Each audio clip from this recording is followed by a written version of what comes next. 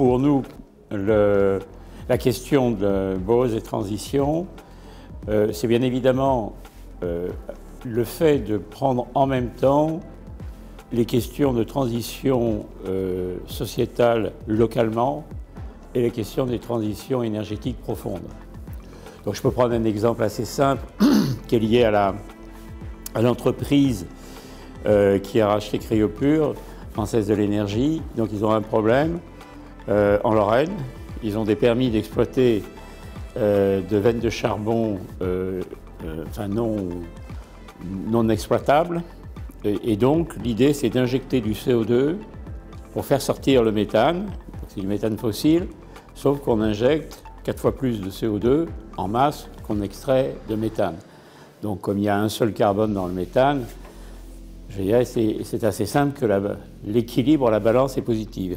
Du point de vue local, il y a des organisations environnementales qui sont vent debout, parce qu'une ressource fossile, c'est absolument inacceptable.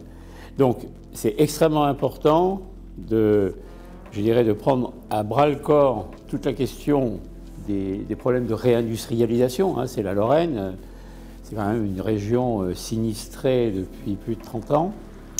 De revoir les potentiels. En plus, en dessous de ces veines de charbon non exploitables, il y a des ressources d'hydrogène dit blanc, hydrogène naturel, énorme.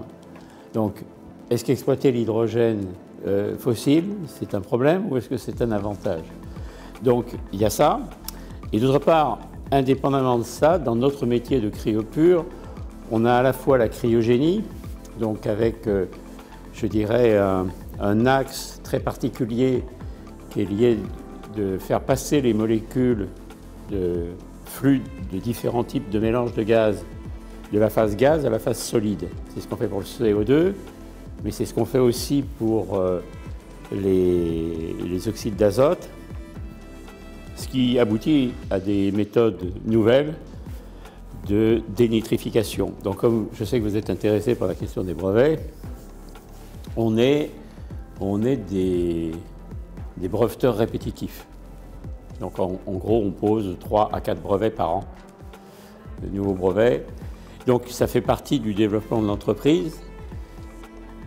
Donc il y a deux choses. Il y a à la fois ce que je peux apporter, parce que vu mes cheveux blancs, il y a une certaine expérience, donc en particulier sur qu'est-ce que c'est que le passage à l'échelle sur une technologie, lorsqu'on a fait la preuve de concept, lorsqu'on a fait un démonstrateur à une certaine échelle, et qu'on doit passer à des échelles qui sont 150 fois plus grandes.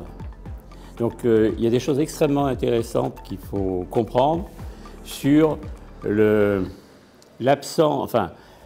les technologies readiness level, c'est quelque chose de tout à fait intéressant, mais en même temps c'est un piège, parce que je dirais du point de vue des managements de l'innovation, c'est comme s'il y avait une route obligatoire qui, disons comme les 13 stations du Christ, amenait que les 9 stations devaient être obligatoirement faites, alors qu'il y a des raccourcis possibles.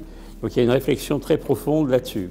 Donc pour faire simple, ce que j'attends du Bowhouse et ce qu'attend notre management du Bowhouse, c'est au moins 3 choses. Réfléchir en même temps aux transitions sociales et aux transitions énergétiques, ça c'est la première chose. Deuxièmement, qu'est-ce que c'est que le management d'une entreprise qui prend ça en compte et qui a une autre manière, je dirais, de vivre avec son environnement et aussi de fonctionner de manière interne. Et enfin, c'est la question de la formation qui me semble absolument indispensable, donc avec une volonté de ma part de participer de manière active, en particulier sur les questions de mise à l'échelle ou sur les questions de différents ateliers qui peuvent s'ouvrir.